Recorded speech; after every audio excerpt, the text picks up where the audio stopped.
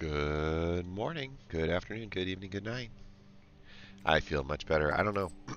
I guess the reset causes the whatever update or whatever background process was going on got a chance to cycle through because everything is snippety snappity now. White and black. That's what we're checking out to see is there a white and black deck that we have that would be an easy way for us to cast the cards that we need to. This one says draw a question mark. Let's see what we were trying to do here. Okay. We have a Gurgling Anointer that gets bigger when we draw our second card. We have a Spirited Companion, or two. I think I got more of these now. That draws more cards later on, which will help. Take Up the Shield is a protection spell. Eater of Virtue is, you know, an interesting connection. I guess I would put it on this or this to create some lifelink. We don't have a lot of power here. Here's a draw. There's a draw when people hit. This thing draws a card when when anything dies. Oh, I wonder. Okay, I'm going to change my mind about the hive again and go with the hive. I get what I was trying to do now. I was trying to build some kind of life-linking sack deck, right? Yeah, that's okay. So the idea was, we can come down on one of these. Spits out a body, spits out a body, spits out a body, and then the bodies die, equaling cards. If there's a Morbid Opportunist sitting on deck. So these things will equal card draw, and this thing will spend life to go get cards when things hit the deck. This thing also spends a life to draw cards when it hits the deck. This thing will allow you to get some lifelink. This will give us lifelink. This will give us card draw. This will give us lifelink. This will give us lifelink. And this should be able to pick up some lifelink and make one of these things a little bit tougher. I don't know about this escort. I mean, I guess, what does she do? She dies. You can sacrifice her to give a +1 counter, and it gains lifelink and indestructible. So it's kind of like a Take Up the Shield, just sort of built into this 1/1. Again, good for the Morbid Opportunist and good for, Gurgling Anointer getting bigger. Also has some more lifelink built into the ninjutsu effect, which would be cool with the Spirited Companions, trying to get more card draw out of the puzzle. We have a couple of these Elspeths, which will help give us, you guessed it, +1s with lifelink. Gix's Command drops 2 +1s and a lifelink onto a creature, as well as destroys some of the stuff on the other side of the board. This is a really tough to beat flying lifelinker that whenever a non-token creature dies, you get to return it to its owner's hand at the beginning of the next end step. And if a creature an opponent controls would die, it goes away. So they can't get recursion, but we can. We also have a Kayayayayayay and a Steel Seraph and a Platoon Dispenser. I guess this thing is a bit of a a cheap big body that can continue to spit out soldiers if we need to sink mana into it at the end. And if we don't, it can come back. We can give it lifelink too. It's kind of an interesting deck. I think that these Eater of Virtues are a little too dirtily for just these things to step up and be amazing. But I'm alright with all the rest of it. I kind of like these cards in here more than I like these things in here. Because this is really the engine, right? This is going to draw us the cards when things die, and these are going to continually spit out the bodies that can die. So, yeah. Alright. We'll take a look at the land. Try to smooth out the black-white land a little bit. 2 or more lands. We have 2 of those. That's good. And then we can do that too, and just drop this 2 and drop this 2. Let's call it a deck, and let's try it out. I have no idea if this idea works. I've never tried it before, but it will be interesting. A life-linking Orzhov sacrifice. deck. Not really a sacrifice, it's more like a minion.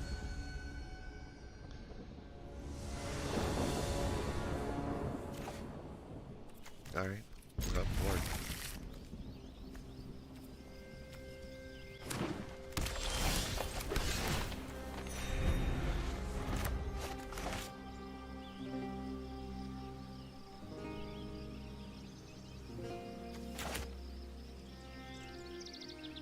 If it was blue, I'd be a little worried about counter magic, but it's not, so I'm not too scared. This deck does not have the power level that some of the other decks did that we were looking at. Not as many rare and mythic rare cards built into it. So, not that I'm saying we're going to have an easy time of this year, but it's just not likely to be the, 17 to 25 rare card kind of situation. See, that's a good example. We'll take it. Literally. Alright, let's put the body out now.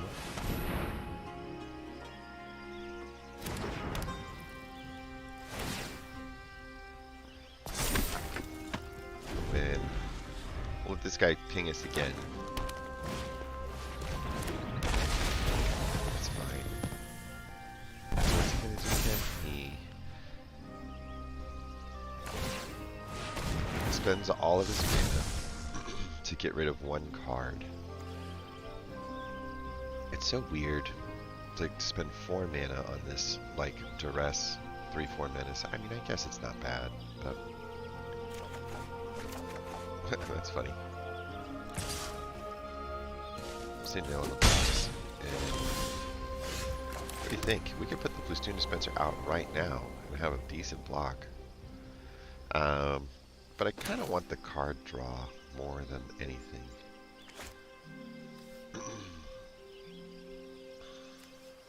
Yeah.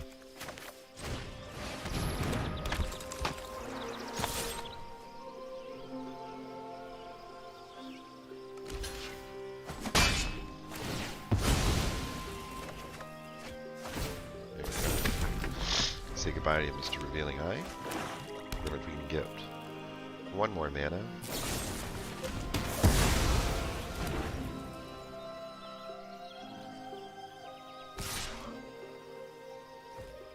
Go ahead.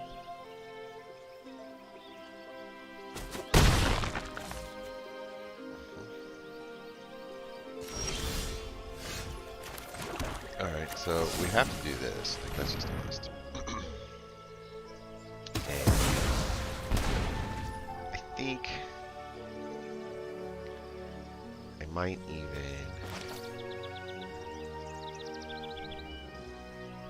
Yeah, I need to get something out there that gives us back that card draw advantage.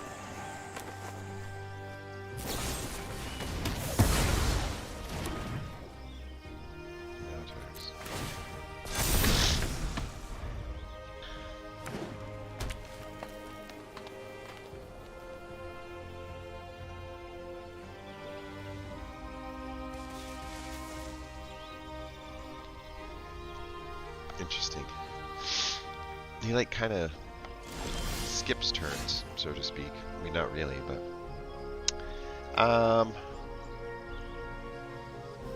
yeah, I kind of dig that, but I kind of dig this too. I'm certainly not gonna Mukatai Ambusher or anything. So then the question is, do I want to have a lifelinker up in order to? Yeah, I think I'm just going to do this. Because in general, these attacks are better. We'll just do it once, I think. And we'll decline there. And that gives us something really nice to do on the next turn.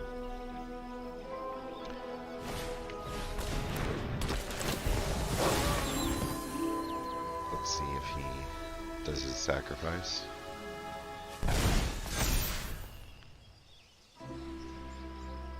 Sacrifice yourself for 1 mana, take out the wedding announcements.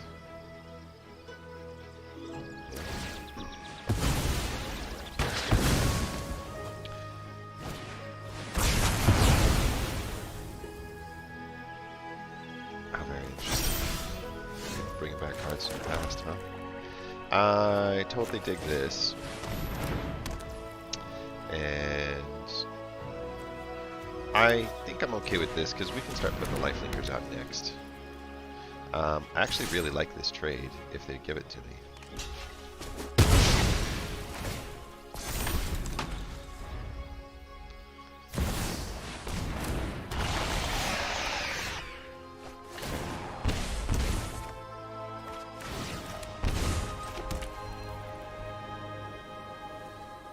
Okay, so let's do this. Let's do this. And we'll say no to the attacks.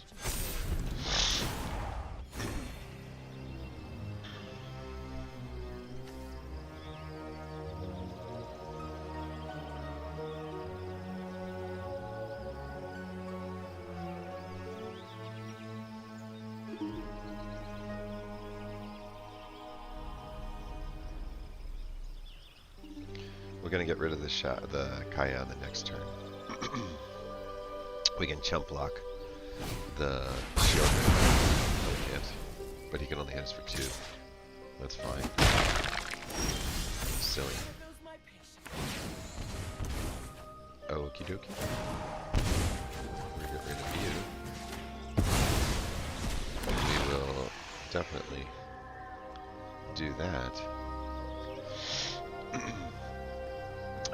What do you think we do this? Do this. Give it some lifelink for forever. And then click next. Click, and we'll just do this too. I know. It's getting nervous. But we're gonna be fine. We've got a flying Shieldred. I know. Seems so crazy. But there you go. Okay, so we could do this and this. We could do this and this. Put it here, this, and give it life like that. We could do this just to have a body out there with life like that. And we could... Oh my gosh. We have a fun deck. Well, I got a chance to cast Kaya. And that's always good. She kind of wins games. We let the life go down to 5 and he's like, I got it. And then all these cards just start providing card advantage. They just start providing like a board state. Kaya is just ridiculous with the whole create a copy situation here. Like it got out of hand so fast. We probably should have Kaya'd the first chance we got, because even though we got up 2, well, we went with the +2, the -3, we still took a 4 hit and we took some life hit where he got a chance to heal back up. But now we're actually threatening lethal on the next turn. Well, definitely threatening lethal on the next turn because we were hitting for 6 here. And it's all life gain. Fun. Kind of a fun deck. It's a bit of a hold your breath situation on that. Weirdly enough, we didn't get a lot of experience there. That's okay. We're gonna try it again. But getting an opportunity to cast a Kaya on first try on the deck is really pretty good. I did like kind of the pace of it.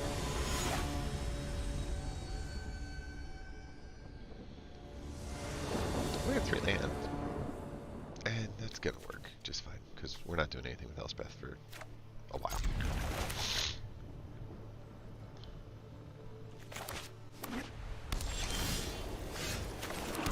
Now I would like to draw white lands and get the wedding announcement back as the first play. Just mono white. Yeah, still want that white land bad now.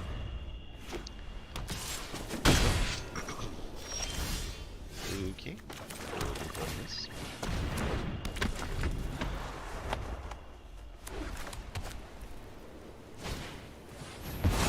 Now I just want a land. It's definitely mono white. Whenever you see that, you know. So we're dead. That's the only thing I can do. I got nothing else to do.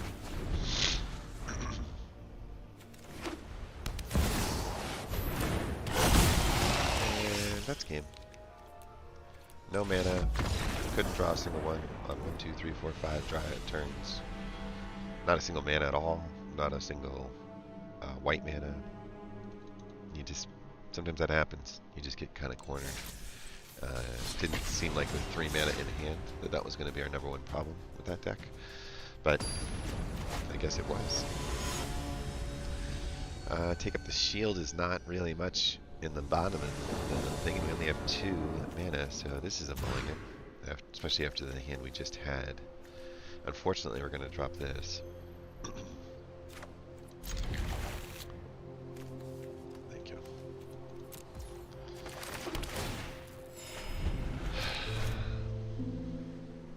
Two drop, 3 drop for us. No. Yeah.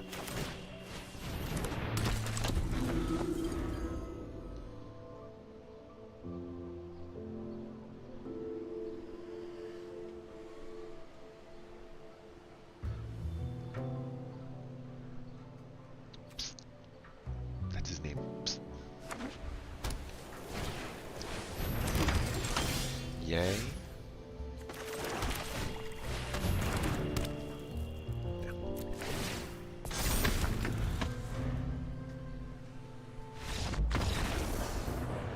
He also ran into trouble. Way to go, Wizards. You built yourself a great game. You put yourself in a situation where if everything doesn't work perfect, the other person just quits because it's not fun. There's no way to survive. You drop the threshold to 50% of what it used to be to win a game by making Toxic exist, or by making these cards that are so overpowered. I fear for the next set because it's even worse. There's so many cards that are like 13-13, 12-12. Like, it's like, dude, one hit and it's over. All right, we have a 2-drop and a 3-drop. We actually have a 1-drop too. I might hold on to this and put this one out there. I feel like it's better in the early game as a blocker and as a sacrifice. Drop the 1 count over. I'd love to put it on the Morbid if I could. Celeste is not bad. Okay.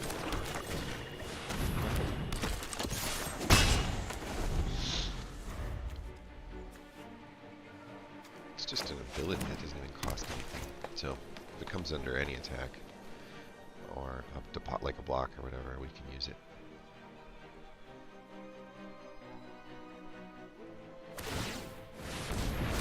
A bear!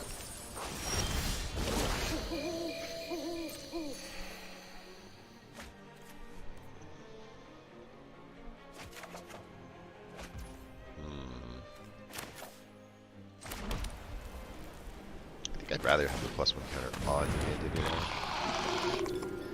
So we'll take up the shield on this. There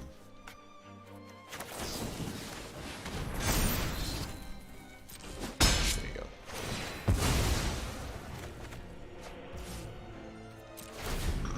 Seems like it's only at a sorcery speed.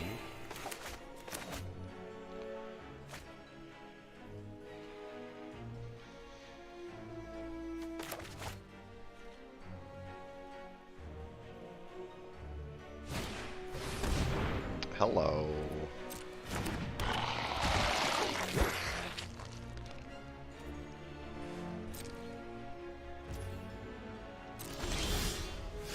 Now we really need that removal spell.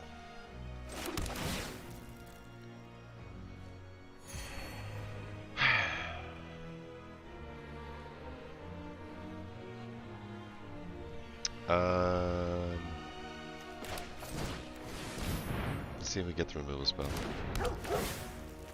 We have enough mana to cast it if we draw it. We do not draw it, but that's not a bad card. I think we just say next. And I say no. I say end. We're gonna have to let the Glissa go by. She's gonna get an opportunity to kill our Spirited Companion with the enchantment removal piece. So it's 3 and a removal. Dang. So much for lower powered decks. Like, hello. This is all you've got. Mythics and rares. I just don't feel like we're anywhere close to that level. I mean, look at this. Is there anything not with him in the rare? He's sitting on 1, 2, 3, 4, 5, 6, 7, 8, 9. 9 of the cards. I mean, the power on this deck is off the charts, right? No block. I don't even know what I would remove at this point. 1, 2, 3, 4, 5, 6. We need 7. If we can get to 7, we're okay. That might actually help.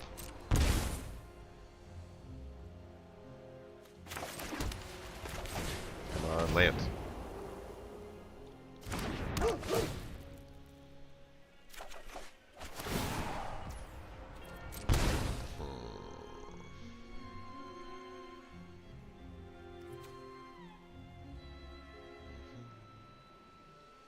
I guess we sack All Embark Escort.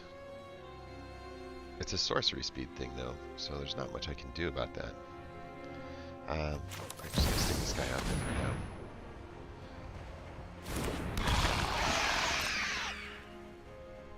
I do think that if we get first strike and +1 to the escort, she can block the Sunslayer after that.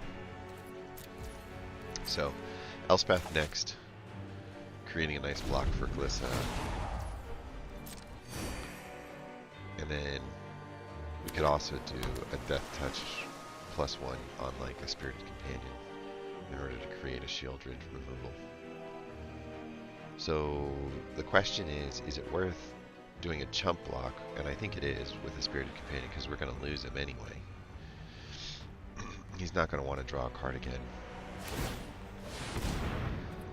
The real question is if we don't get the land, do we cast?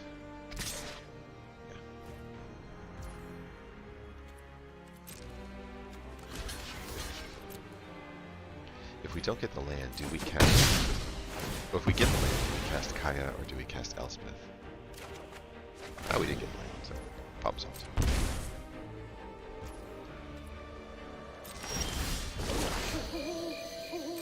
So.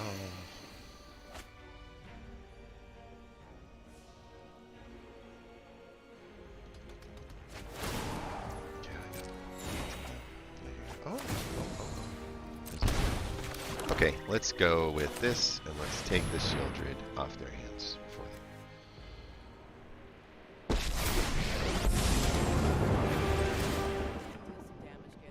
Because we have a plan for what to do about the Gissa.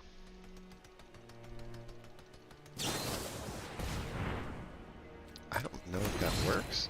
It worked? What?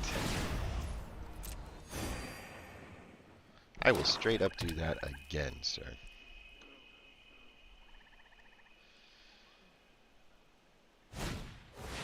Oh my god. I just gotta quit. The freaking never-ending, like, mythic rare drop, like, way too overpowered. We did what we could, but way too overpowered on their hand. That was just nuts. Every single card was game breaker, which is what standard becomes. It's just you're supposed to balance the decks a little bit better than that. There was nothing even close to where we were. This blows. 2 Eaters of Virtue and then nothing for forever and only 2 land. It's a mulligan. Yeah, right. Kaya's just too far away to deal with. This is better when there's things in the graveyard, and if we can get 1 extra mana on it, if we can bring back the Mandibular. Mandible Justiciar.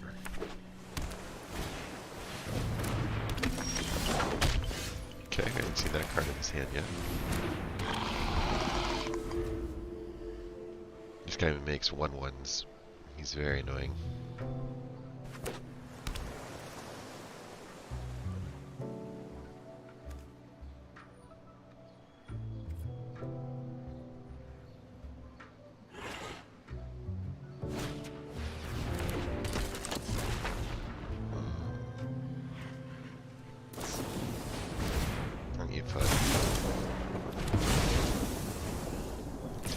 2. I'm just gonna cast it now. It's not. We're taking that kind of damage waiting on it. Doesn't seem like he spun his Delver over, which is good. We need that not to work 2 more times, and I don't think that's going to be the case. This board state looks scary, but if we can draw 1 more land, we can Gix command it and bring it down quite a bit. Hey, what a shocker. I have this.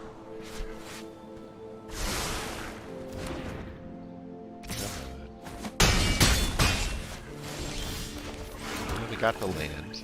Oh, we're going to kick it now. Bring back that, which is good.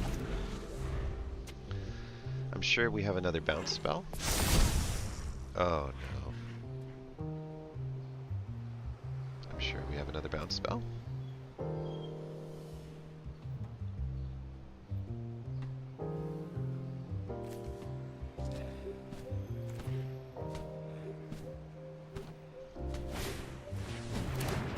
That's not a bounce spell. I dig it though.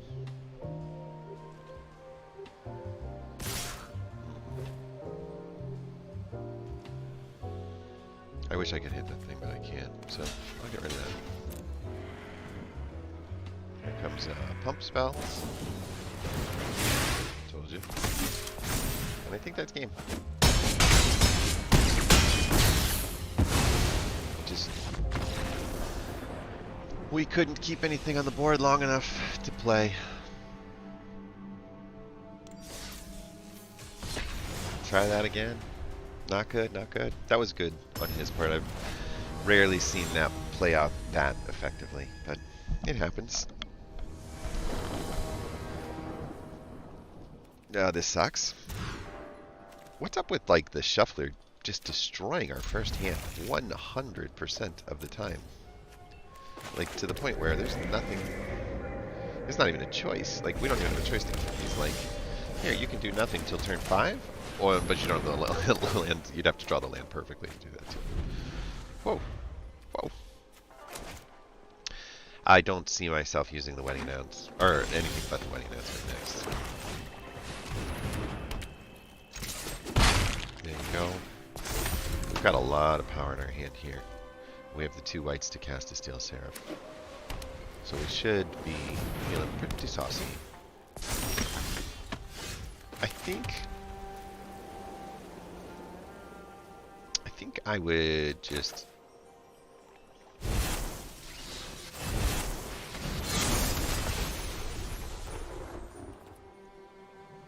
go with lifelink. No. Stop. We'll go flying. Just do 1. I'd like the extra body more than I'd like the card. We've got a lot of other ways to draw cards in this deck.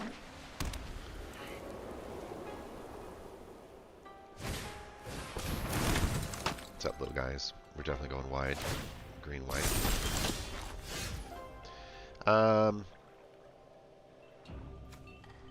Yeah. I think we send them in. Send in the dogs. We'll go with flying. Boop, boop, boop, boop, boop.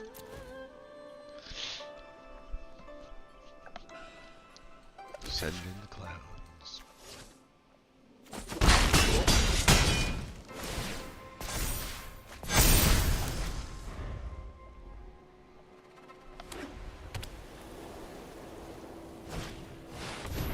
Uh-oh.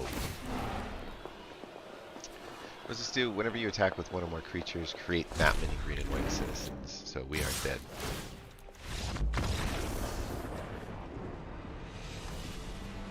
I don't like what they've done to this game. Okay. Well, the good news is that was just enough to get that done. Our deck is fun, but only fun after mana number 7, which is like not cool. This is all a Johnny. But oh yeah, that's what I was looking for. We had a pack. So let's see what we get in our pack. We have 45% of the current set. Picking up wild cards left and right. Over here, we definitely needed some of this. Specifically, the Venomous Brutalizer, I feel like, is one of the cards that we needed more copies of. can never remember. There's like a button that's supposed to show you, but and we got a Grass the Unstoppable. So just to kind of show you what that card does, it turns everything on your board into 5/3. Yeah, we needed a lot of those cards. My goodness, look at that. Grass the Unstoppable Juggernaut. It makes everything a Juggernaut. Juggernauts are all 5/3, and they have to attack every turn. So kind of a cool card to drop. I just wish it was an 8 mana to get there. It's nice on the Gallic Reader-ish green go wide strategy. I think it works really, really good with a card called Awaken the Woods, which mixes a bunch of bodies and then turns them all into mana dorks. And so what you can do is, like on turn 4, you can make, or let's say turn 5. On turn 5, you can make 3 extra bodies, or 4 extra bodies if you've got 4 mana or 5 mana. So you make the 4 extra bodies, now you have 9 mana to choose from. But the more important thing is you've got the bodies. So then you throw the Graz out there, and now they're all 5/3, and then they all have to attack. And so you're swinging very quickly, very strong on turn 6 or turn 7. But, you know, kind of like what the other guy did to us, where all the cards, like nothing was really that threatening until suddenly, well, 1 card later, everything's over. You're dead. Like, that's kind of what happened. Alright, Vampire Spellcraft. What did we do? We didn't get much of this, but we did get the Maniform Hellkite on the last one, which turned out to be a phenomenal card. We tossed it into our red deck, and I'm kind of looking forward to casting it with the Fire and Ice Fax deck as well. Just because there's a lot of instants and there's a lot of sorcery spells in there that will just make this thing like suddenly a go wide like flying menace like you wouldn't believe. It's a pretty card too. It's like when it comes down, the mana form flies across, and she just looks so cool. And the Dragon Illusions come out looking neat too. I'm a big fan, big fan of this card. Every piece of it, the art, the activity, how it kind of fits. Big fan. All right, let's go back and let's take another shot at our jump in for the day. So we're going to resign here, and we're going to choose one. And now we've got one. We know that we're not a huge fan of Bewitching. The Sun Gold Sentinel is not, it's not that good of a card in general. So it's not something that we're like racing towards. I do think though, if we go to Synthesized, SY Synthesized, we get a Mercurial Spelldancer. And the next one is Novika. Ovika is a little tricky. She's really good in limited, I think, because the games can go longer and it works good. She's a 7 mana 6/6. And whenever you cast a non-creature spell, create X 1/1 red for X in Goblin tokens, where X is the mana value of that spell, and then they all gain haste. So, you know, you cast a 4 mana spell, and here comes 4 more 1/1s that are all ready to rock, which is kind of cool. Finally, we have Wandering. And what Wandering would do is give you Herd Migration, which we've seen before several times, and the Silverback Elder, which we haven't been able to achieve. So I think we take this safely, knowing that we need a Serum Core Chimera. We need this this gold marquee card, or whatever you call this, keystone card, or load, you know what I'm trying to say. We need the card that's in the front, and we want the rare either way, whichever one we get. Next, we are looking at Science, which is the Unctus Metatech, Oily, which is where we got our Forges from, and Arcanist, which is the Haughty Djinn. And I really think we need to take the Arcanist. Getting that extra copy of the Haughty Djinn opens up so much of the blue deck. It's all spell driven, and it's like the only creature that really pumps itself with spells in your graveyard. So it's an important part of that deck, no matter how you build the blue deck. We have to take every opportunity to grab these until we have 4 of them. It's one of the few gotta have 4 kind of cards in your deck, and there it is. We got another one. So the Haughty Djinn, ha ha ha ha, he's so haughty. And then Free from Flesh. These are all fun cards. This is good, and we got the Ovika. So I kind of like this more than the Spelldancer, to be honest. It's just a bigger top-end threat, and these little Phyrexian goblins are kind of fun. We've got some larger spells over here to cast, is it spells or is it non-creature spell? Yeah, it's a non-creature spell, right? So Vivisurgence is a 5 mana, which means that's 5 of these if we hold off and wait. Tolarian Terror is a creature spell. Gin of the Fountain is a creature spell. This is a creature spell, but this is a creature spell, and this is a non-creature spell. So here's 4 more. Run Out of Town's another 4 more. Voltage Charge a 3. Rejected Profession's a 3. Cackler is not that good. Essentially, for every creature that you have oil counters on, you're going to get an opportunity to get a plus. So if you've got 2 creatures, you get +2 when he attacks. The problem is, I see 1, I see 2, 3. This one's a really good card too, actually. 4.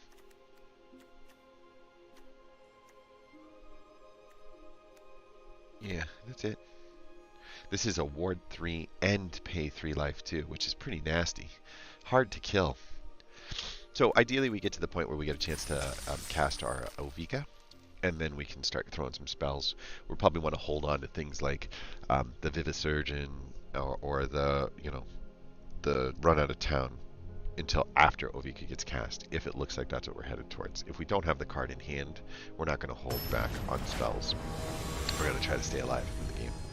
Trawler Drake, Cackler. I'm not so sure about the Tide Turner with Syrup Core. We got a lot of the oil side of this, and that's pretty good. We got a 3 mana. That's sad. I don't think he likes his hand and didn't like his mulligan and just quit. I still would like to play. One. I know we already got the card, but we'll try it.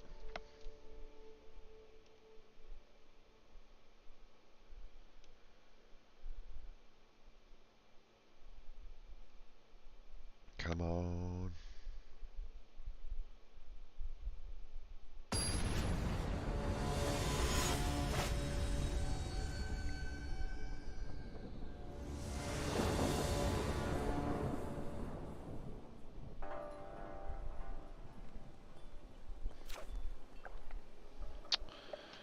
Okay. Is Yukio in this? She is, huh? Alright, we take the free mulligan. We got the faster land, and that's about it, but we're going to have to take a keep on this. We can throw the Tide Turner on 2. We can possibly do that on 3. Oh, I should have thrown that first. I done already messed up.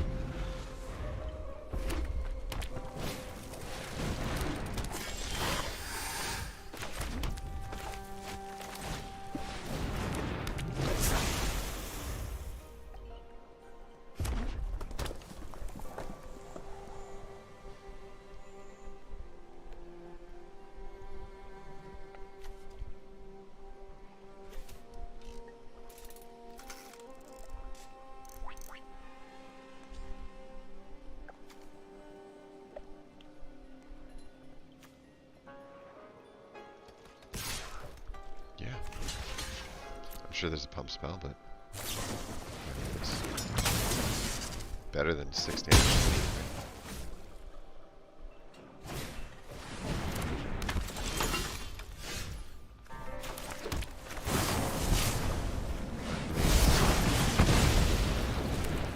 Not allowed.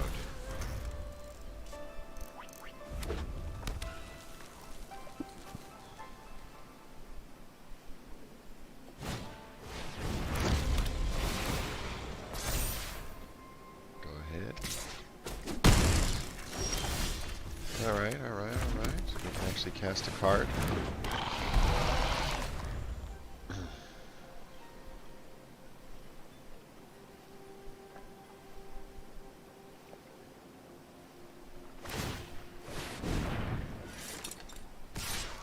I'll take the trade.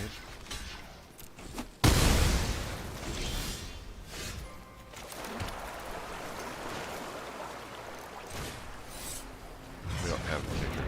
That's fine though.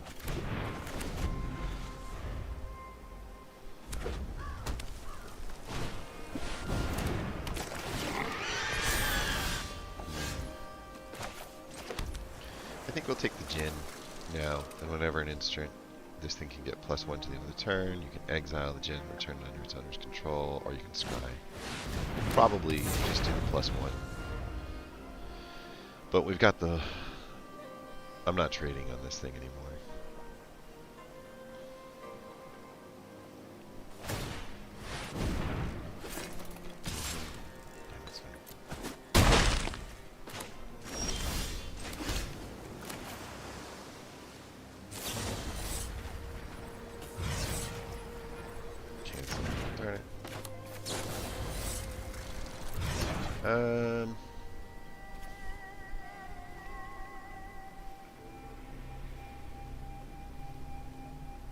Yeah.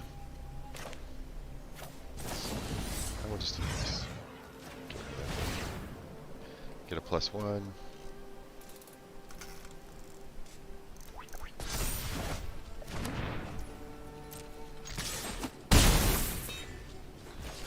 Put this out there.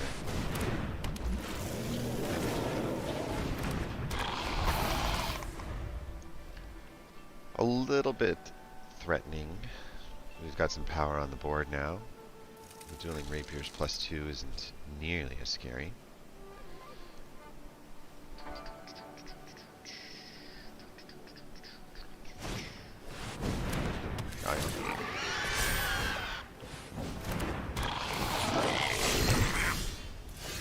Okie dokie, we'll just go here.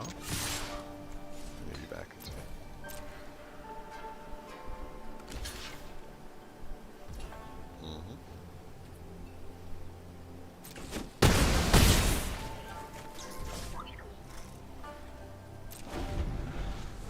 Is it 3 or more?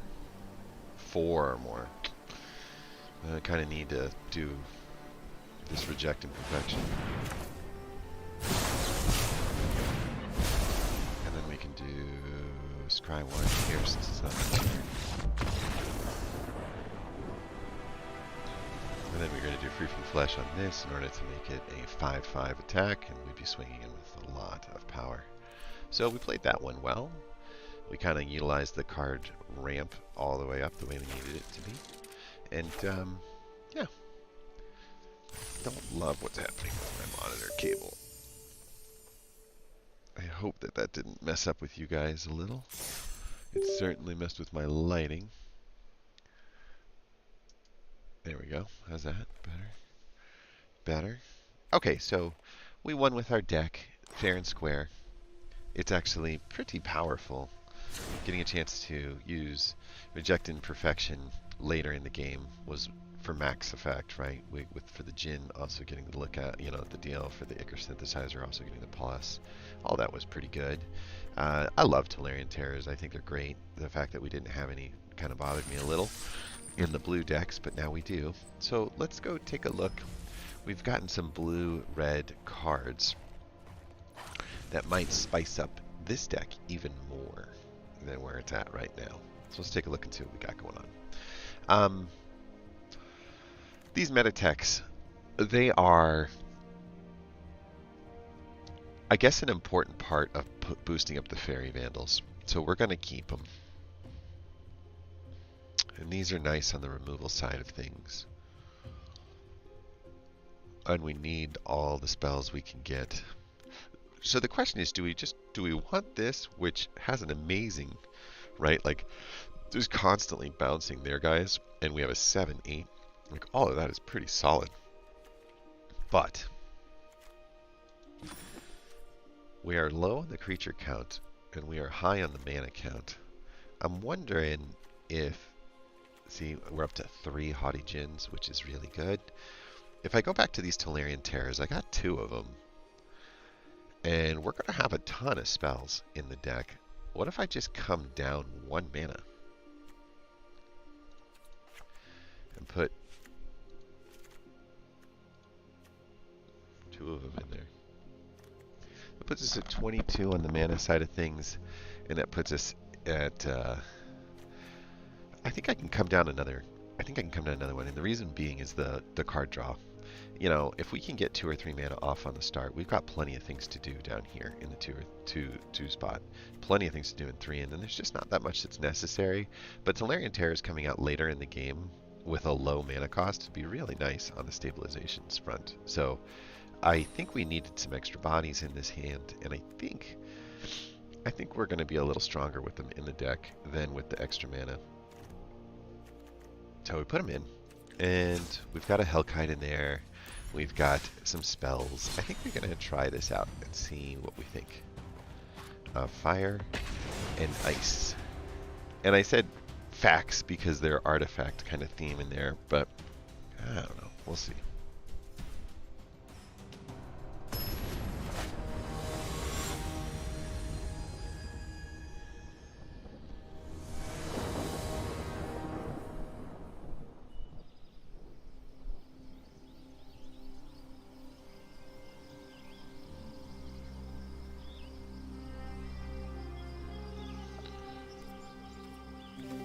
Alright, let's keep, because we have that, and that.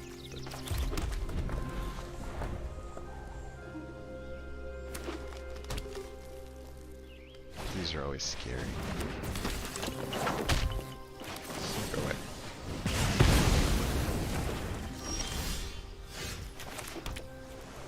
Nobody lives.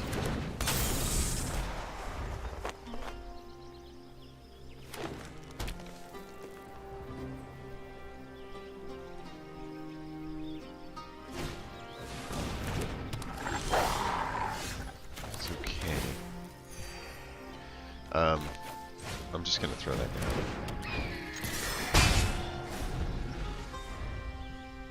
We can let the Pack Song Pup get a couple of pluses on it, and then we can just bounce it. That's a huge problem. I can't, unfortunately,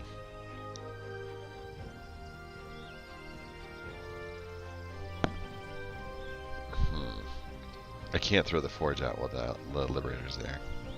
I'd like to double spell. And if I do that, the best way to do that would be...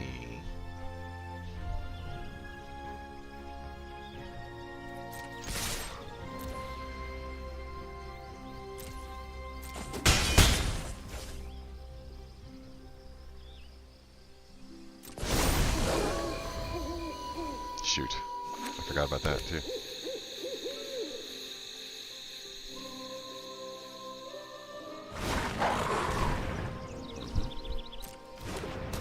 This deck sucks. Get rid of you.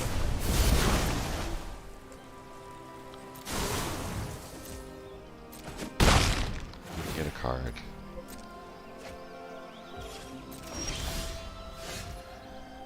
Okay, we're gonna Carrie's Flame. Her creature comes in.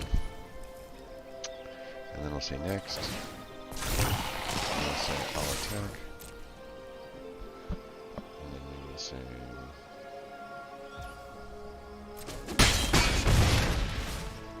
And turn. We still have us live out the back.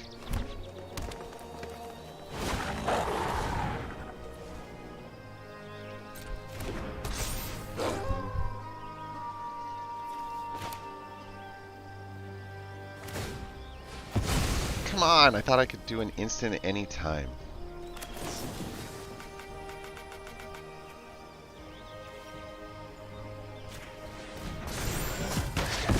I thought I could do an instant and get rid of them before it went through. That sucks. Good game.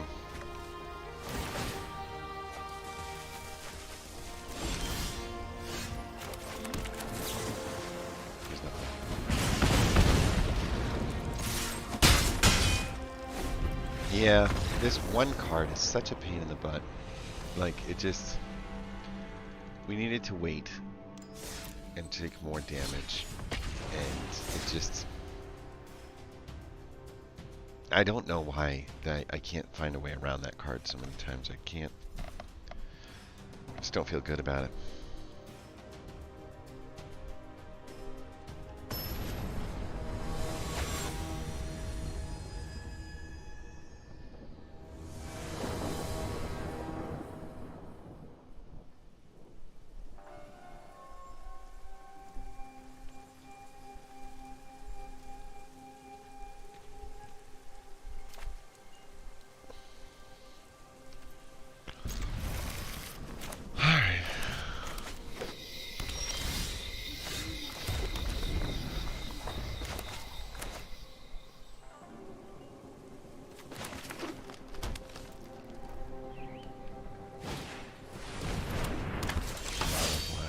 Weird ass. Weird. What are we gonna do?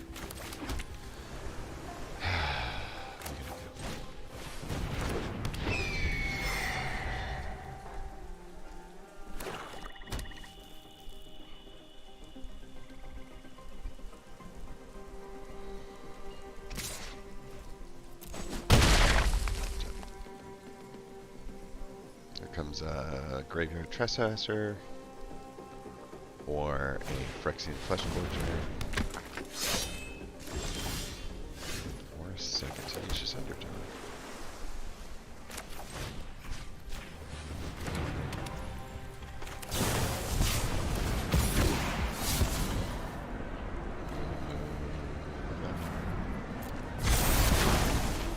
And we will take a removal spell, I think. We'll do the one that goes to face.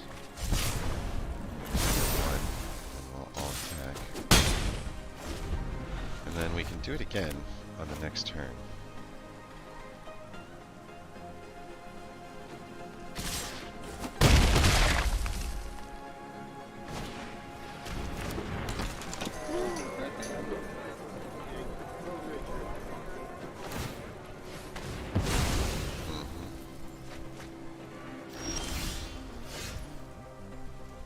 I guess we actually should forge. Nah.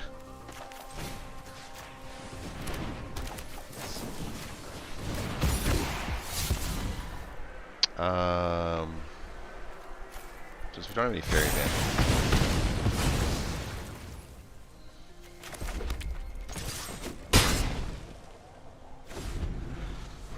Okay. So we've improved our board state a bit.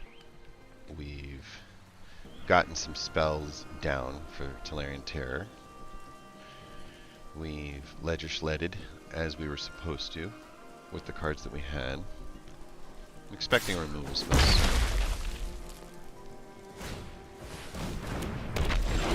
It's not too bad.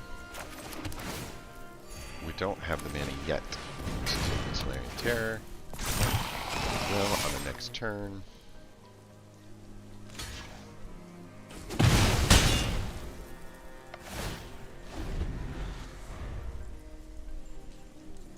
More importantly, we're threatening lethal 2.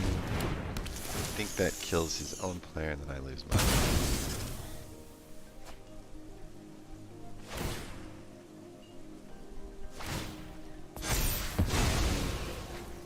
It's okay, because we can throw the Terror out. Definitely can throw the Terror out now. Back on it. I'll attack there. That'll take a block. That's okay. Next turn, we can do it again. And then it won't be able to block without losing it.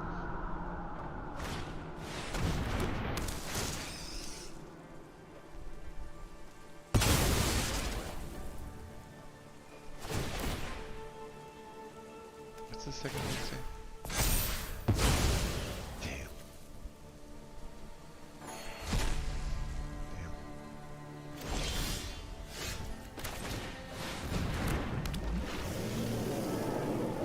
Yeah, I'd be okay with this.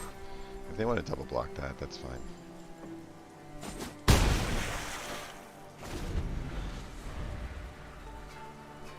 That's a little awkward. If I can find a way to do 1 damage more than I expect. Genji.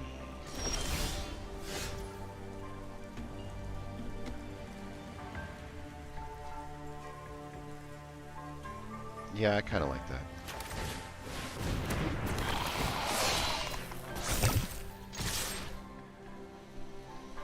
So you can kill my magmatic sprinter and then lose.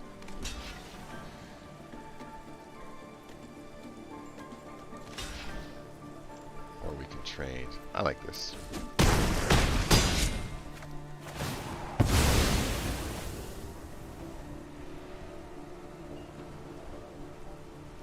Oh, he's down to 1.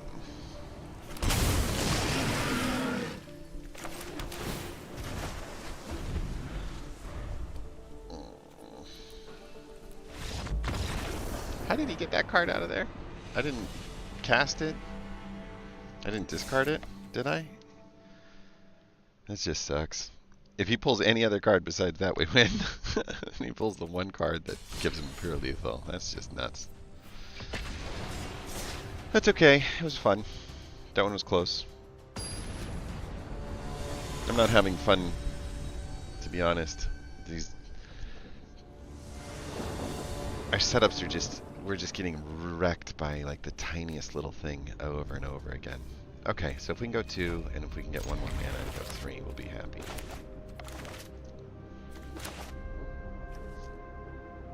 If not, we'll witness protection to buy time for the next turn. Go away.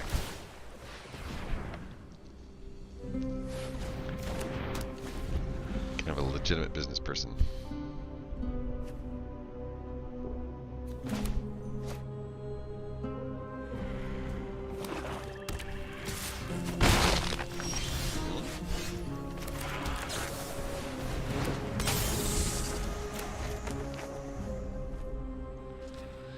I'm expecting another one in 3, 2, 1.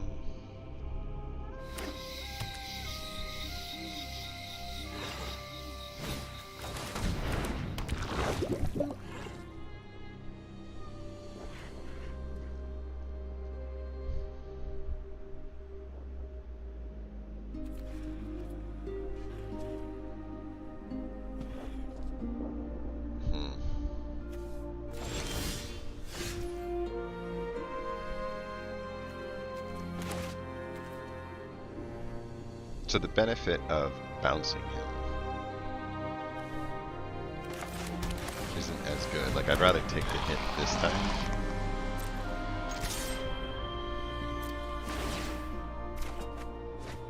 Yeah.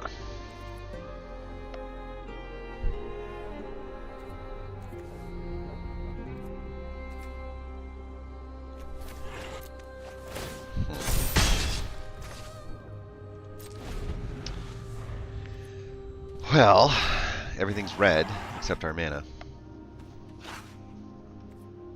We're going to throw this next, but that means we can't do anything on the next turn.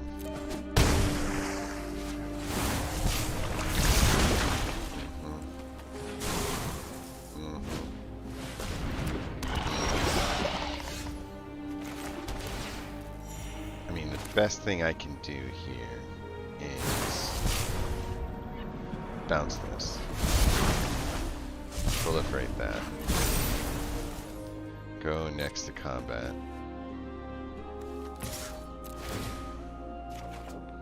Oh, I'd probably hold on to the Tolarian Terror now.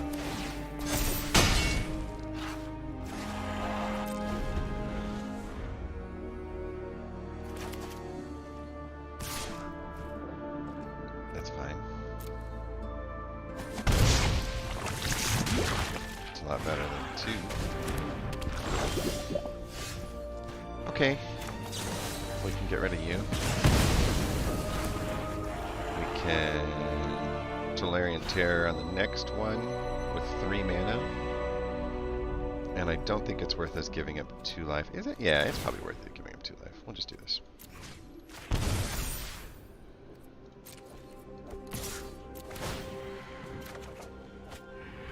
I'll take the Legislator.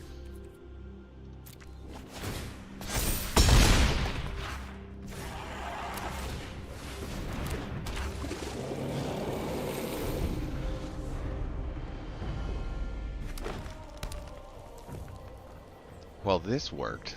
I mean, on almost every stage of the game, we've done a good job frustrating that white. We can swing for 6, and we can carry Flame out the last 2. Well, we actually had Lethal on the next turn, because we can turn this into an artifact, have it attack for 6, use Carry's Flame, since we have a modified creature on the Basilisk.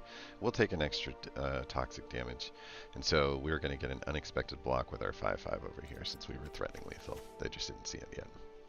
Cool. Yeah, 1 mana burn spell against toxic, because Hexproof Slash is great. That worked really well. So what do I think this deck needs? Maybe less Forge. If I take this mechanic out.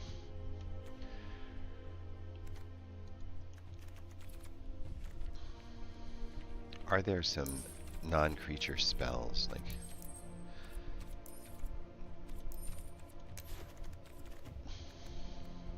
in the 3 slot? We'll start with the mythics and rares. A Geistflame Reservoir, which isn't bad for what we're trying to do. Another Unctus, which kind of helps the Fairy Vandals. It's kind of an important part about making the Fairy Vandals better, so I do like this. A little bit, at least. I'm not so sure about that. This is the mech, and when it becomes crewed the first time, it becomes a copy that crewed it. It's a vehicle in addition to its other types. It's kind of cool, especially if you do something like the Fairy Vandal. Okay. Alright. Safe house is no bueno. And I guess we could put a reservoir on it? I don't like that. I just don't like that card at all. So, what about in the 2 slot? Anything? Lizard Blades, Red Sun's Twilight, another artifact vehicle. Yeah.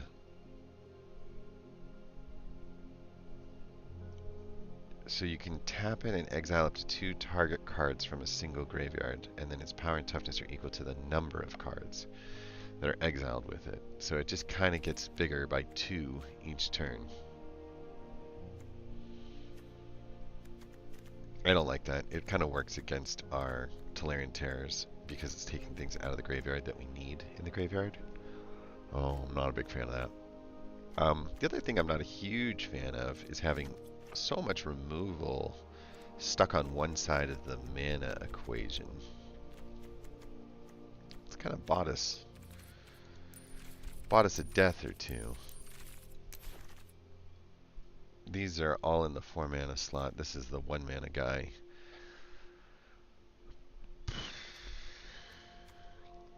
Got a lot of these like gold mechs. When the Surge Hack mech enters, it deals damage equal to twice the number of vehicles you control to a target opponent, but it requires a crew 4.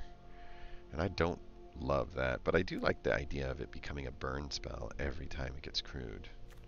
How do you crew it, though?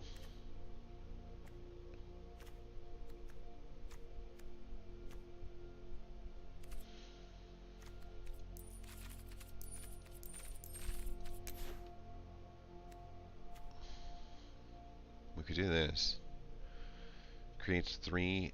It's a sorcery speed spell.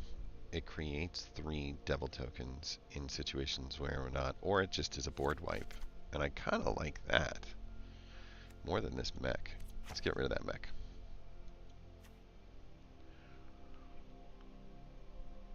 That's some pretty good removal. I think we'll keep that.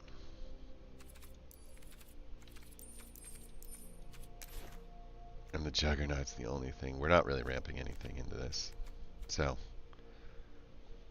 alright, we took out the Magmatic Sprinters, upped 1 Unctus, and added 2 Burn Down the Houses for some top-end removal on wide board states. Definitely would have saved us on the guy who had, like, the rabble rousing when he played it. Yeah, would have worked. We got through the level that we were looking for, and we got the first 4 wins. You usually look for 4 wins on a day. I think that's like the line. And we've been playing for about an hour. I think I'm going to call it here, guys. I have a bit of a headache, and I'm not doing the greatest. Um, it's okay. Just getting sweaty everywhere. So I want to turn the lights off, and can't really film too much when I've got the lights on. We could do it without the camera, but it's all right. Draw turned out to be touchy, and I think that there is a deck idea here, but I think that the lifelink is a bit of a failure in this deck. And I think that, boy, it reads Kaya, Gix, Phyrexian Vindicator, Wedding Announcements, you know, the Skrelv's Hives, these Eater Virtues. It just, we got bumped into some really tough stuff. And I can see why. There are a lot of really solid mythic and rare cards built into this deck. So I would probably lose these 3 cards right here, up some removal, and maybe I don't know. Oh, I don't know. I kind of dig these. They're really a necessary part of the game. This isn't less necessary. We have 20 creatures. I'd like to be at like 23 or 24. And then the curve is just off the charts. It's like 3.6. It's nutty.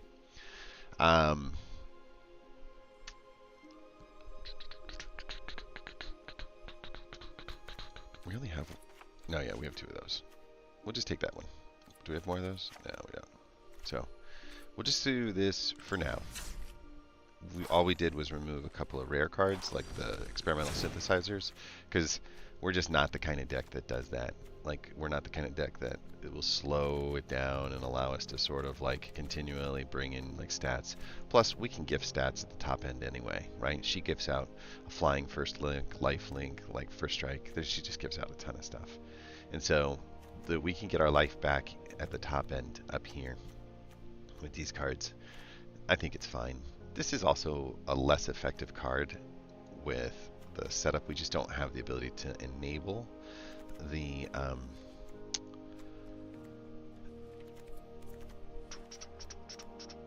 we don't have the ability to enable the ninjutsu effect, especially if most of our bodies are these little guys. We're killing our own creature every time we do, and that's not cool. We don't want to do that. So let's take a look and see what cards would be fun to own in the creature category of the 4-mana slot. Alright, so creatures out there, we have an Archfiend of the Dross, which does actually work in the sacrifice side of things. At the beginning of your upkeep, remove an oil counter, then if no oil counter is on it, you just lose the game. Whenever a creature an opponent controls dies, its controller loses 2 life. So you could go off with like a Gix's Command and an Archfiend of the Dross sitting out there. Defiler Flesh is pretty solid. 4/4 Menacer. As an additional cost to cast this spell, you can pay 2 life. These spells cost 1 mana less to cast. This effect reduces the amount of black mana only, and then when you cast a black permanent spell, target creature you control gets +1 and gains menace. That works really good with both of these. So we're adding that to the deck. Gixian Puppeteer is another one of these, like, they lose 2, you gain 2 every time you draw your second card, and we have a lot of drawing in here. And so that is also a much better fit for the deck that we are creating. Finally, we have the Go Shintai of Hidden Cruelty, which is a death-touching 2/2, and it, you know, you can pay 1, and then you can do 1 damage to 1 target. So you can ping them, you can finish off a guy. I don't love it, but it is a good blocker, and it does have an ability to throw out some sort of like very slow, dirty offense. But in the mirror matches that we get into, it's pretty good. Necrosquito fits what we're looking to do as well, because we are looking to lose some of these creatures, and then it gets a +1 whenever another creature or artifact is put into the graveyard from the battlefield. I don't think that works though with our stuff. So we probably don't want that now that I'm looking at it. We would always be sacrificing something to put a 6/6 on the board if we drop this out. That's not ideal. Testament Bearer doesn't do anything great, in my opinion. Long Reach of the Night, though, is kind of cool.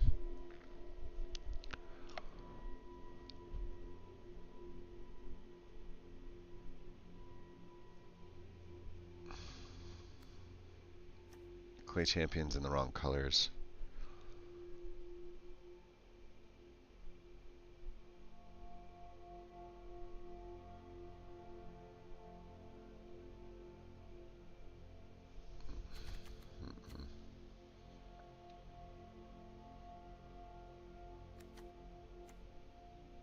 Here's a bit of a mini Shieldred in the Orza, or in the Esper colors. More in the Esper color situation here with the not full Esper colors, but close to it. These are the artifact. I didn't realize we had 3 of those. That could be good.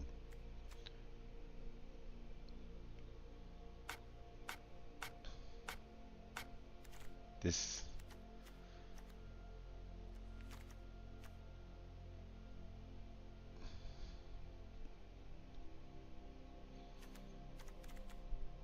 we have this. When it enters the battlefield, another permanent gains indestructible for as long as you control it. It's kind of cool, actually, because then we can put like indestructible on the Defiler, or indestructible on the Gixian Puppeteer, and then we can start using them as offense as well. There's not a lot down here that I would want to make indestructible, but it wouldn't be a bad idea to make an indestructible lifelinker too. That's not bad. Okay, I'll try it. We added 3 rare cards, and so we overdid it again. Dang it.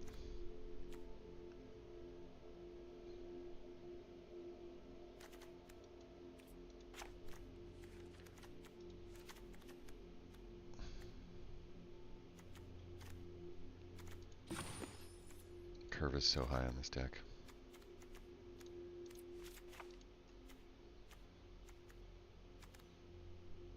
Alright, so we moved up some power a little bit. We took all these little 1-drops that weren't doing a lot for us, and we moved them up here.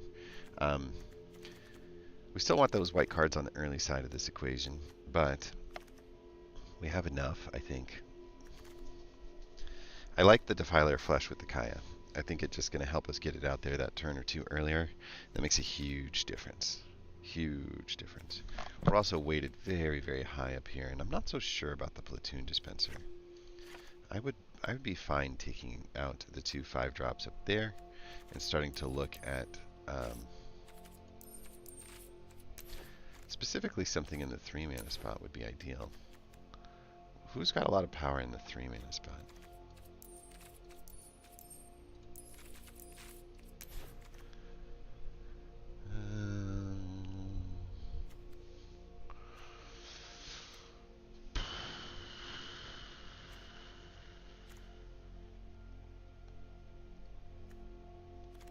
Definitely a lot of power, but hard to cast on time in this deck. Not impossible to cast. Kind of fits the go wide strat.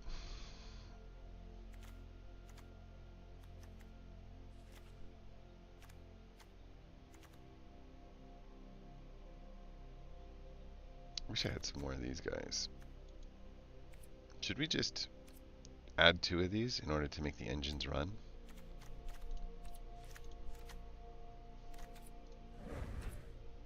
Yeah. Let's just do it that way. We needed to get something that made this deck's heart function better. And the Gurgling Anointer is perfect for that, because what it's going to do is help us draw back other creatures when it dies. It's also going to allow us to get some +1s, have a flying threat. There's just a lot of positive things that happen. We have that extra Morbid Opportunist, we have the Phyrexian Arena, we have the Gix. So we've got a lot of ways to make our Gurglers go gurgling. Rare count here for a second. Sneak a peek. We got 1, 2, 3,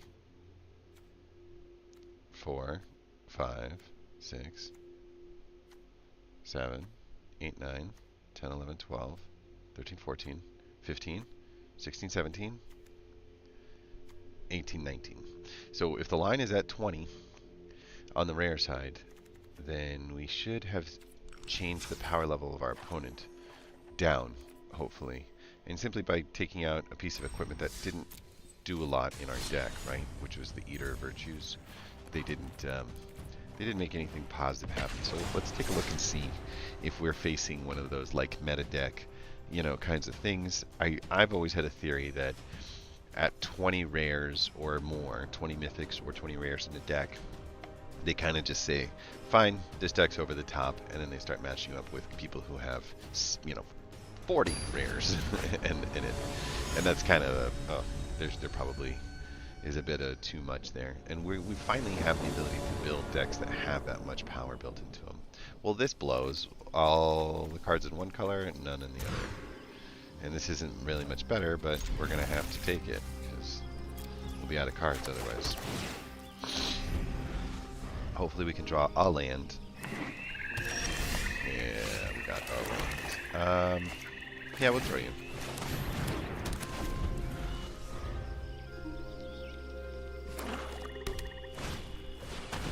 Cool. Self-mill deck, not nearly as powerful as the you know, mono black deck that we faced before.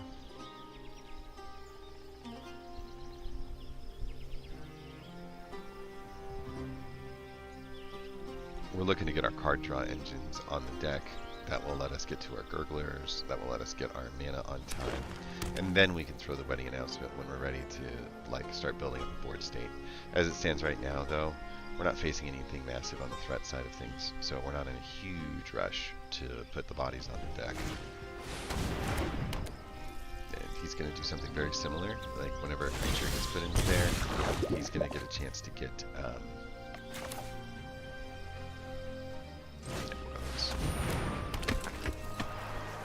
can attack with this. I mean, we're not overly trying to.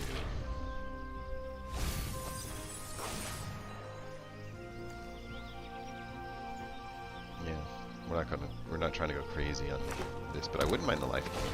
Like, I wouldn't mind getting the 3. There's an insect.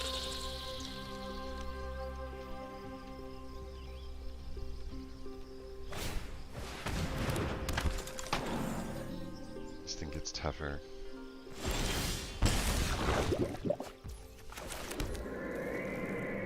Let's go with this. We'll head towards making these things. I guess. This must not have liked what happened here. He did mill a lot of land. 1, 2, 3, 4, 5. Interesting. I don't know.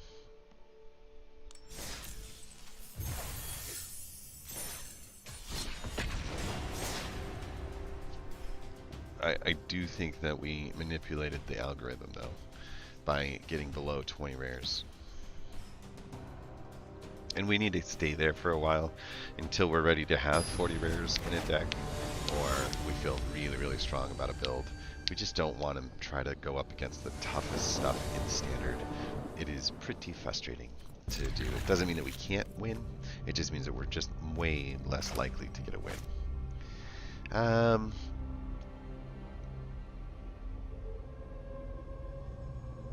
Who knows?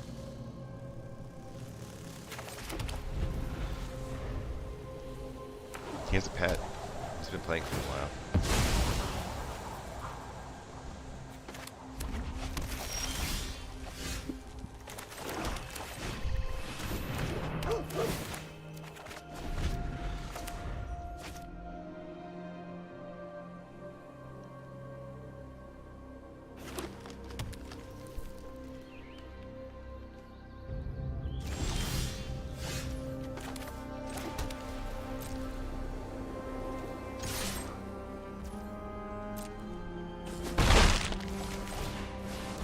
Expecting a removal spell since there's a hold.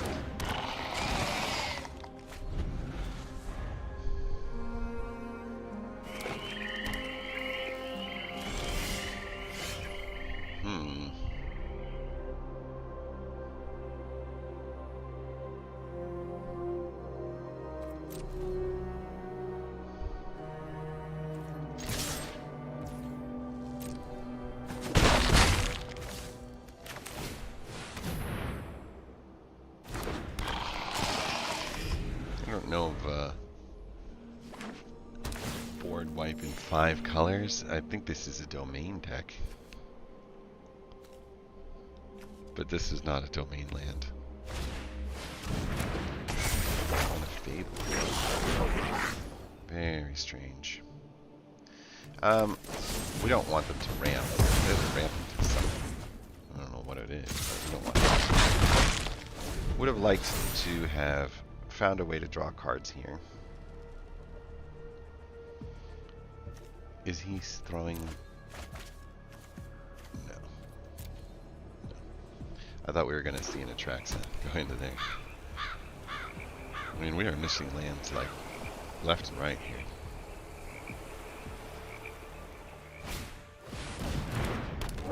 That's okay. That's okay too. We finally got the land, but unfortunately we don't have the ability to cast it. I don't know what I just did that for. I want to quit. I just messed up. I thought I'd taken out the last threat. I messed up when the stuff is up.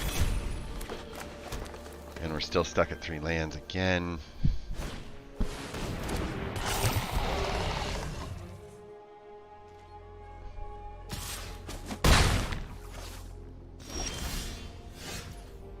Okay, we can finally double spell. Yay! Only took 6 turns to get our 4th land. Oh, here comes the lands, though.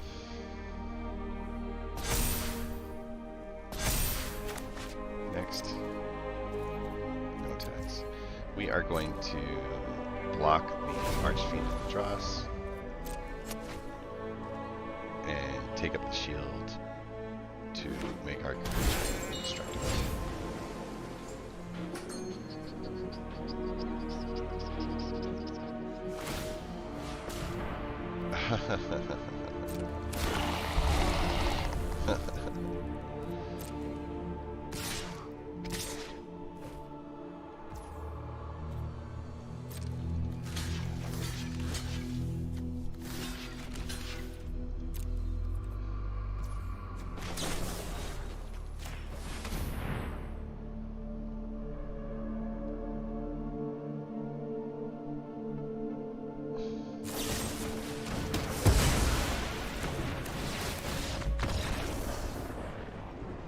Dead.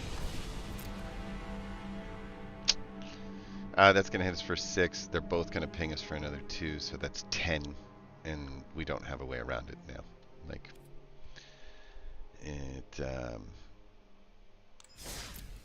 it's what happens when you can't draw the land. That's just how the nature of the beast is. That hurts.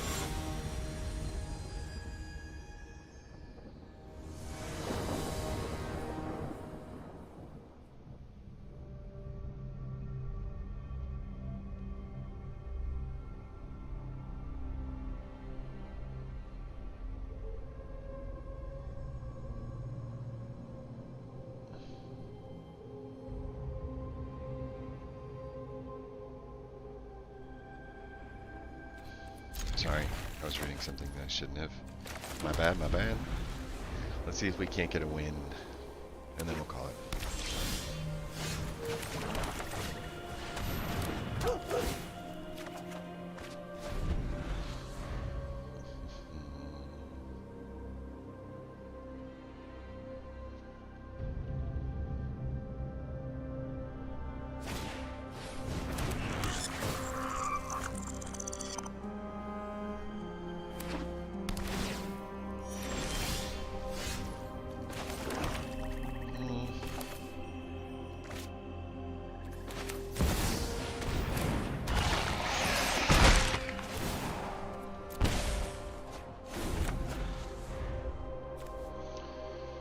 Alright, we can get a creature and throw this out on the next turn.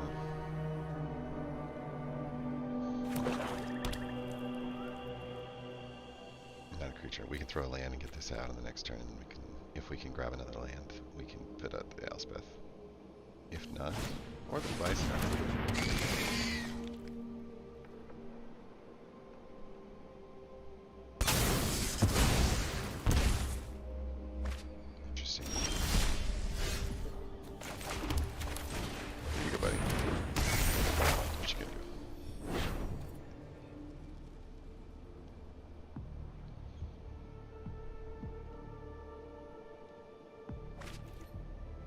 I'll attack, right?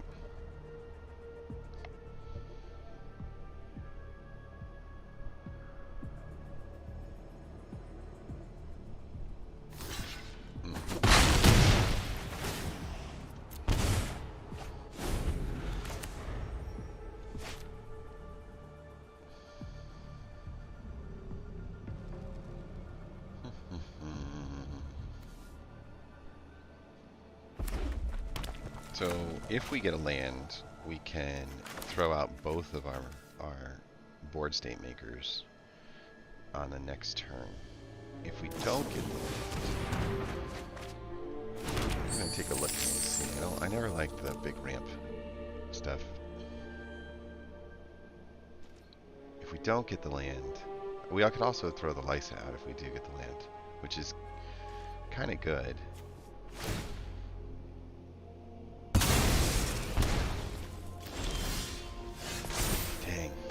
Oh no, it's gonna work. I thought that was a life, like a guaranteed to be a tap. Alright, my man is throwing land, right? So let's go this way. Let's go this way. Let's go see if we can't get rid of braids, man. If we can't, we can't. But if we can do the trade, I think we're happy. Right?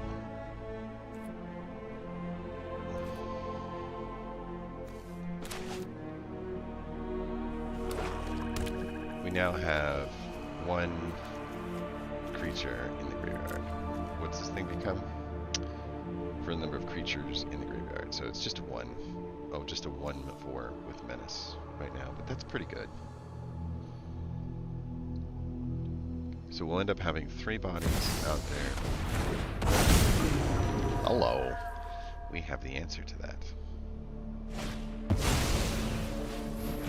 Drop to take the shields.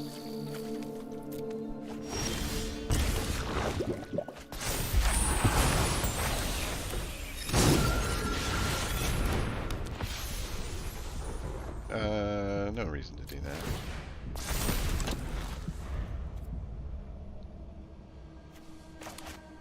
So we already have lifelink on Lysa. What we would like to do is just give her some first strike capability as well.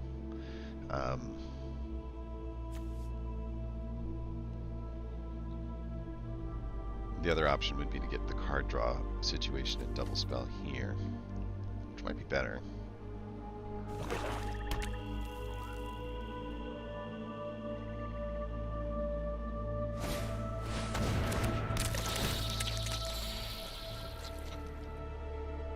If he spends his mana attacking with the Lysa.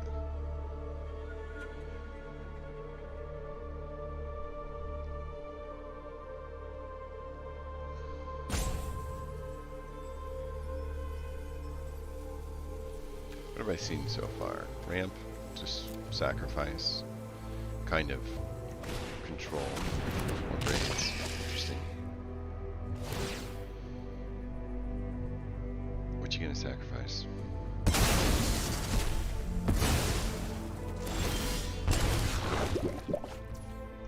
Alright. I don't like the crackback, it's a little too scary. I think with double Elspeths, we have no hesitation to throw this one next turn. Right? And what we can do is... What does this one say? Look at the top 7 cards. You put a permanent card with mana value 3 less from among them onto the battlefield with a shield counter on it. Put the rest in the bottom of your library. I think I dig that too, because we kind of create our own blocker here. We only picked out 1. That's okay. And we definitely are attacking with this.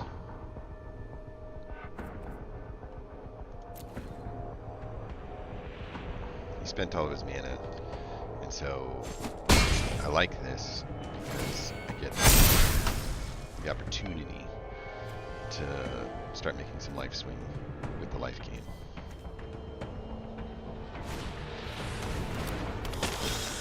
Things are getting hairy. You can do 2 damage.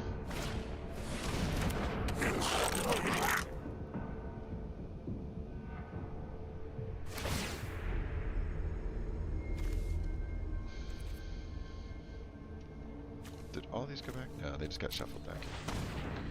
Go 3-1.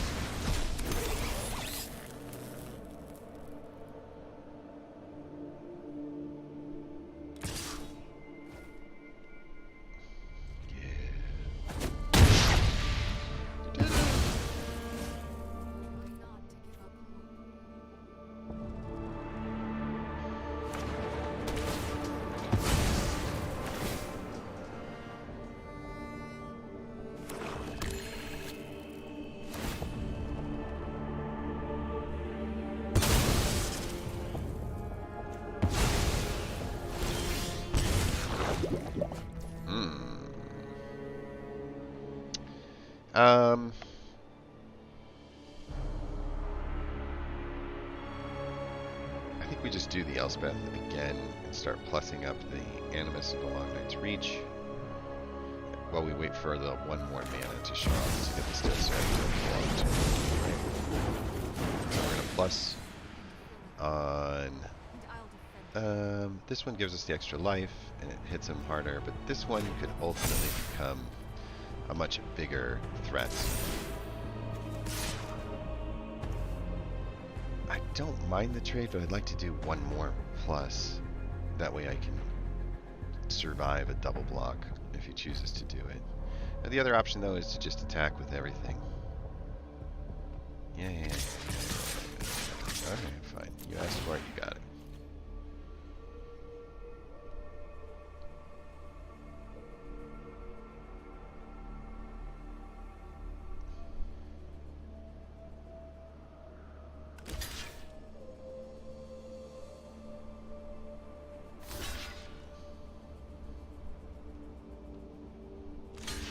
These are solid trades for us. We'll lose one. But we'll go up to 20 life. And alright.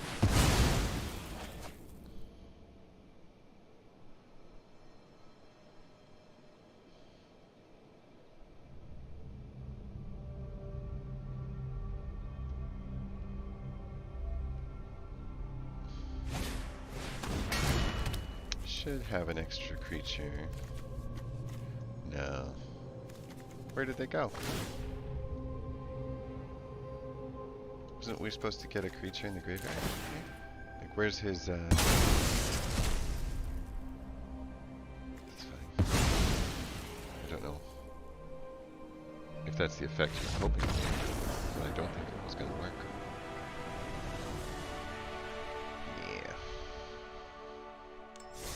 Okay. The token grind setup was pretty cool. Overall, I think we're going to hold on to that deck. I think that it's earned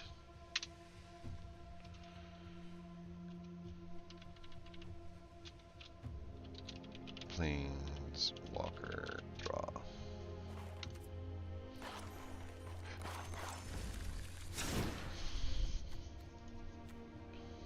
Big performer, big performer, big performer. Could have been. Didn't get the chance to see this. This performed really well. This did its job. We got a lot of value out of this for 3 mana. We didn't get these guys on the deck. These two were the superstars on the last one because of the, like, not just needing to sacrifice the tokens instead. So I think that the deck is starting to come together. It's starting to feel a little sharper. This guy doesn't fit 100%. I keep wanting to cast him on, with 6 mana, but it's getting real hard to get to 6 mana. For some reason, we're having a really hard time drawing the right land. Even with all this card draw, it's just not turning into a lot of stuff. Although, in all fairness, we need to get the Morbid Opportunist out, and we need to keep the Gix alive if we're really focusing on card draw. So I guess we're holding on to it for now, but that's probably the next cut. I would much rather have something like another Long Reach of the Night. Well, let's just have another Long Reach of the Night. Probably don't want this Gix's Command either, but we don't have another copy of either of these two. Or this. Or this. Or this. or this. So, as far as impact cards are concerned, these are all kind of maxed out, and they're all major impact. This is the third copy of this. Just means that sometimes we're sitting on it for a really long period of time. So we'll avoid taking this out and adding another one in just for now. And we'll kind of leave the deck as it looks. The Planeswalker draw really focuses on using Planeswalkers as a way to pump up some of these board states, and using the draw cards to kind of filter through in order to ramp into our Planeswalkers. We have some life gain at the top end of the deck. We have some, card advantage built in, so that as we're gaining cards, they're losing cards. And then we have some recursion kinds of stuff where we can get a card out of the graveyard that has a lesser mana value than our power. So if we can get this up to like 3 or 4, we can start pulling out these, creatures that are down here, specifically the Spirited Companions, which would give us another card draw. We could also consider, if the Gurgling Anointer gets up there in power, we could bring back things like the Defiler or the Gixian Puppeteers, the Gix itself. So a lot of cool stuff to do with the Gurgling Anointer if we end up in a nice early position where we're able to use something like the Wedding Announcements to block our way up, more of an opportunist to turn those little guys into card draws, and then Gurgling Anointer to sort of catch the +1s. That's kind of the idea, and it doesn't start till turn 3. So, I guess the idea would be 2, 3, 4, 5. That's a lot of setup for this. We'd have to look and see if there's something else. Maybe some cards that have blitz costs into them that would let us get a card draw with the Gurgling Anointer faster, kind of the way the Spirited Companion does. And the Phyrexian Arena is going to just pump these up too. So we haven't drawn one yet, so if we could get one of those. But I like it. We have these enchantments on the side that all kind of work together, and then we've got some creatures in the middle that all kind of work together, and then we've got some Planeswalkers. So we got a little bit of everything in that deck. Things that sit on the right-hand side of the corner, things that affect the entire board, and then things that sit on the lower right-hand corner that are going to continually affect the board. So everything is kind of like we're gonna surround them with value. I like it though. I really do. So we'll keep it. Fire and Ice Fax has not panned out with this card like I wanted it to, and the other deck that we added that to was this ranked red deck, which we could do some ranked play tomorrow and try to grind our way out of the gold and into something like the platinum. Okay, so we're going to end the stream there. Thanks for hanging with. Sorry for the technical difficulties earlier, but I think we're good to call it a stream. We are looking at 600 gold towards tomorrow's stuff. Mastery Pass is about halfway through towards the next step, but we don't get anything on 37. So, just another couple of days, I think. We're not too far away. If we look at the store, we can see that the new set arrives on April 18th. And so on April 18th, we'll have new jump-in packets to get into, and we'll have whole new card sets to get into, which is pretty awesome stuff. The welcome bundle gives us 2,500 gems in 5 packs for $5. Someday, that's going to be the right thing to buy. If we put $20 in, we'd end up with a ton of gems. I think you end up with 7,000 gems? 6,000 gems. 6,000 gems. And then you have, a little bit of stuff on the side. This is not really worth it, but it's the 6,000 gems would be the reason why you do it. The 6,000 gems would go into there, and then what we would do is we would draft. And drafting is super fun. It is a bit of a, this session was an hour and 40 minutes. I think we would usually do like an hour and 40 to hour and 50 minutes to do a draft. So when we were kind of getting stalled out on the jump-in packets, which, like I said, we're about to get a refresher into it, so this is down the road. We can start looking at doing some quick drafts. 750 gems in. Currently don't have enough to make that happen, and we'd have to use a lot of gold otherwise. But, you know, if you can get to something like 3 wins, you can get back 300 gems. And you're also going to get, you know, first pick at 3 different rares that come out of here. So a bit of like a minimum 4 rare guarantee as far as opportunity is concerned. And obviously, if you get more wins, you spend less gems, you get more drafts, you get more rares. You really can flesh out your set very, very quickly doing these kinds of quick drafts without having to spend much. In fact, that's pretty much what I'm doing on the other account. Is I just pop in and do a draft.